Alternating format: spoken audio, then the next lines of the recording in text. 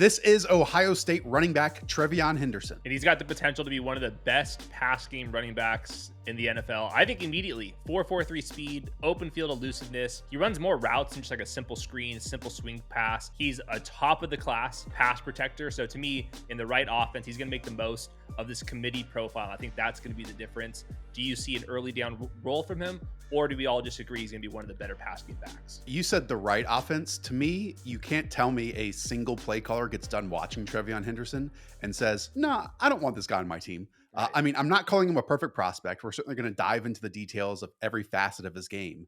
But what he does offer can be really difficult to find in every single draft class. Big plays. He will absolutely work between the tackles. He has some edge to him, I thought. And the pass pro stuff was a major positive, as you outlined, which is rare to say about any prospect at any size entering the NFL. Yeah, I saw the exact same thing. Blitz pickups, the physicality, you see him lead blocking at times as well. So there's a physical nature of his game. I didn't see that as like a rusher as much. I think that he relies on his smoothness and his athleticism. We're talking about 89th percentile broad jump, 86th percentile on the 10-yard split. So the burst is definitely there. About average enforced missed tackle rate, maybe a little bit above average there because he gets utilized in space, and that's where I want him out there. He can split defenders in the screen game. Nice hands on these big swing routes, big wheel routes down the field. There's actually this one move, part of the evaluation, where every single OC is going to want him. Motion him out against a linebacker. He runs a sluggo up the field for about a 40-yard gain, catches the ball with the sun beaming in his eyes. That's like the versatility that TreVeyon Henderson brings. So the fact that he's that smooth, but in pass protection could hold up, that is a pretty unique skill set. Sluggo versus Purdue, as you outlined, wheel route versus the Tennessee Volunteers, even took a screen pass 75 yards to the house against the Texas Longhorns. I think we slightly disagree on him, so I'm excited to have this conversation. But let's go back to the top and really who TreVeyon Henderson is. He's 5'10", 210 pounds. He'll be 22 until October. Like you said, 4.43 40, 152, 10-yard split, and really burst onto the scene as a freshman with his best statistical season that year. He was second on that Ohio State Buckeyes club in yards, one that had Jackson Smith-Njigba, Chris Olave, Garrett Wilson, Marvin Harrison Jr., Andy Mecca Egbuka. In fact, he had more receiving yards that year than Egbuka and Marvin Harrison Jr. And look, he went from about 17 touches per game over the last two seasons down to about 10 this year when Quinshon Judkins was added. In an interview, he mentioned that Ryan Day came to him when they added Judkins through the transfer portal. And he cited the Detroit Lions backfield in making this pitch to him, saying, hey, we can have the same complementary skill set and become the best backfield if you do give up a couple carries and add some explosives to your game. And that's exactly what happened. That's most of the NFL at this point, too. You don't see many bell cows. TreVeyon Henderson, I do not think will do that. He just comes in at just over 200 pounds. So he's going to be in a committee in the NFL, just like what percentage of the pie is he going to get? I think in comparison to Gibbs, I don't see like the rare explosiveness out in space. I don't see quite as much in between the tackles physicality with TreVeyon Henderson. But I do think like how they would be utilized in terms of the touches that you'd be trying to get out of TreVeyon Henderson, it would certainly look very similar to what you're getting from Jahmyr Gibbs. Yeah, there's a number of times where he creates his big runs and it's going against the grain of defensive backs. He's such like a free mover when in the open field. He's always looking to make those corners and those safeties angling to attack him miss in that area. I do think it's very easy to say, again, at 202, 205 pounds, that, oh, I wish he was 10 pounds heavier so he could turn, those 3-yard carries into 5-yard carries. But we have a ton of those types of runners in this class. And in every class, there's a handful of those that enters the NFL. I don't think that there's a TreVeyon Henderson in every single class. Like, to me, he's a difference maker. He alters the fabric of an NFL offense immediately. And I guess my question to you is, among all running backs, among all wide receivers you've watched so far, how many can you say that about in this draft class? Yeah, I think that's going to be the reason why he's going to end up going in the second round. I think for me, if I'm building out my team, that gets me a little bit nervous just because you can find some NFL running backs that play pass downs for super, super cheap in the draft. Now, I think that TreVeyon has way more explosiveness than some of those types. So that's going to be the pros and cons of this draft pick. Like, to me, the comps, like, there's some James Cook to his element. I think that James Cook hasn't caught quite as many passes, but you see the explosiveness. Aaron Jones would be like the high end comp who like came and go with how many touches he would get in his career, maybe best as a utility guy, and then in a pinch later in the season, you can give him a big workload. I think like the fallback would be Rashad White, who plays a lot more downs in the NFL than you would think, because he's so good in pass protection. But I think TreVeyon Henderson has a little more juice than Rashad White does. So you said it made you nervous to add him. Like to me, it's the exact opposite. I would feel amazing to add TreVeyon Henderson to my team because of what he brings to the table. Like I know it's really easy to focus on some of the negatives, and I'll even bring up some here in a moment. The NFL is about creating explosives, and he brings explosives. And again, Rico Dowdle just signed for $3 million in a 1 year contract, and he's the type that can create 5 yards, 6 yards on a 2 yard run typically. Like there just aren't these types to go around. I mean, I even think he can play three downs. I really do when I watched more and more and more because he definitely has some vision problems. And you saw that quite, I'm not going to say you saw that quite often, but there were times when he ran into blockers.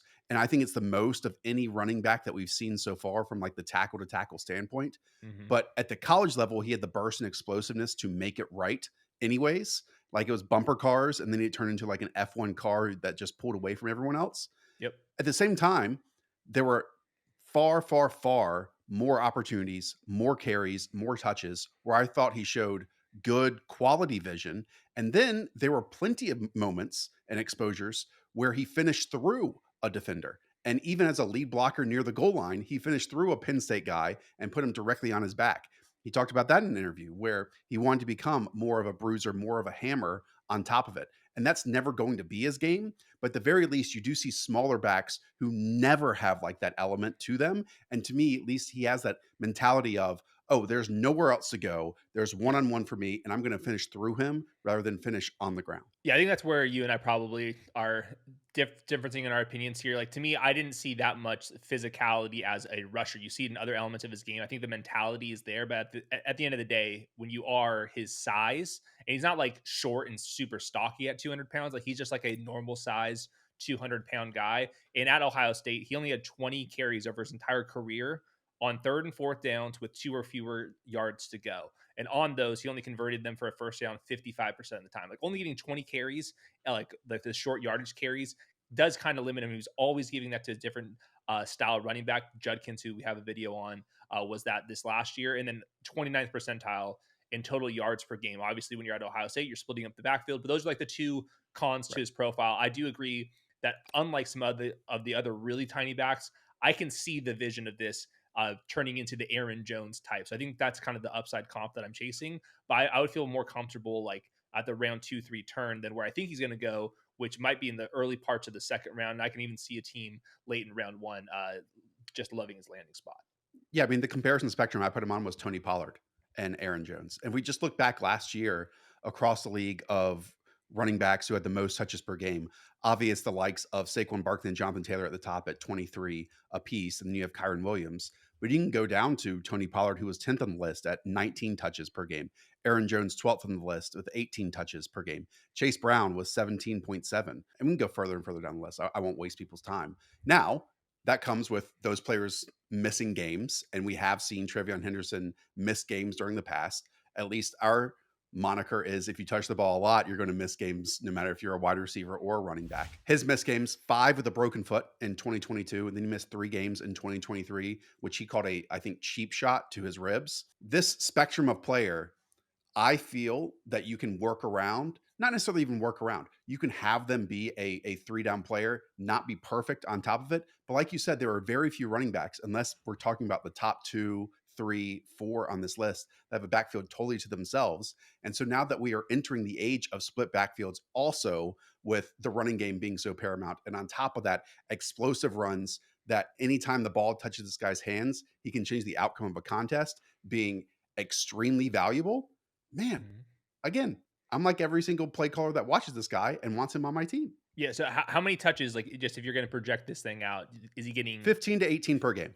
Wow. I mean, yeah, if he's getting 18, that would be like a worthwhile. If you're going to give him that many carries and touches just in general in round two, I think that would become where it's worthwhile. I think that if it's closer to the 12 to 15, like that's to me where it gets kind of Like it might rich be to kind 12 of his pay first attention. year, like Jameer Gibbs got, then go up to 15 to 18 as we go along their careers, like kind of grow into this a little bit, Yeah. figure out what the NFL defensive game and offensive game is all about. And again, kind of evolve into that type of Mhm. player. I'm not saying immediately once he comes in as a rookie. At the same time, you can see how he's going to immediately impact an offense on top of this. And some Yep. stats that really matter. Third in this class when it comes to yards after contact per attempt at 4.3 yards, 0.25 forced missed tackles per attempt, which is very solid. Just 2 drops over the last 2 years as a patch Yep. catcher, 0 fumbles over the last 2 seasons as well. 22% of his carries went for 10 plus yards, then 14.4% went for 15 plus yards.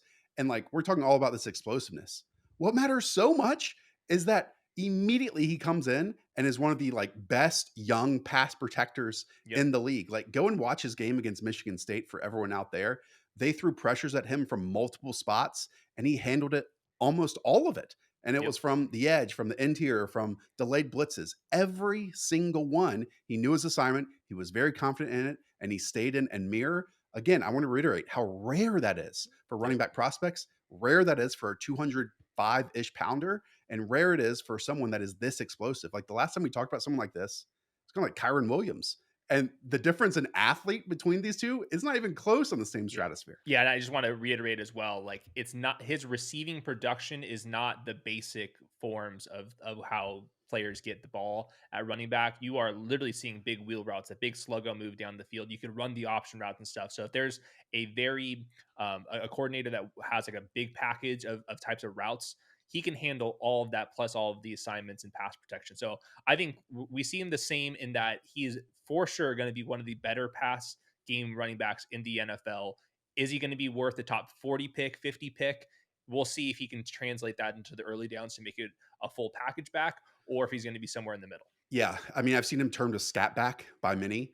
Oh, that's He not had fair. more, yeah, he had more of a finisher's mentality on necessary runs. I'm not saying he's going to do that Mhm. every single time, like some of the 230-pound backs in this class do that. And 15 touches might not sound like a lot to people, but think about like how Bucky Irving changed the game for the Bucks this year. He got 15 touches per game last year. James Cook, the exact same way for the Buffalo Bills, he averaged 15 touches. If he's in that realm during his first, second, third year, the way he, creates these explosives, I'm all for it. I'm Yep. absolutely all for it, even with some of the vision problems he showed out there on the field. All right, Yep. that does it. Longest one so far. So glad you tuned in. Hit that subscribe button if you're new around here. Leave a thumbs up. Check out the rest of these prospect profiles. And by the way, you can draft all these people over on Underdog Fantasy right now. Just click the link in the description. We'll check you out on the next one. See ya.